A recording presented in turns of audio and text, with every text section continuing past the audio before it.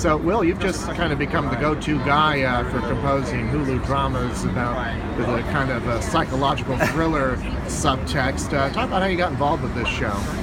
This show actually has some of the same producers on it as another show that I do called The Magicians, and that was kind of how I was introduced to it, introduced to the team, met Lenny obviously, and just kind of jumped right in once they were kind of halfway through the edit, and I got involved.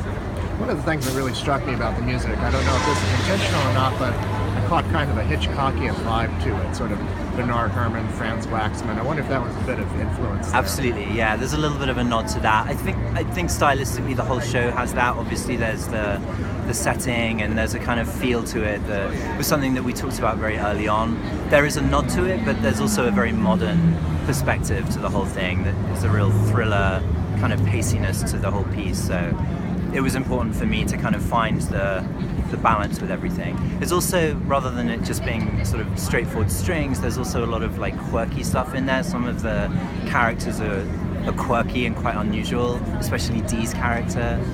So there's some like weird percussion and some brass and woodwinds, and it's really kind of allowed to stretch in terms of the color palette on this one.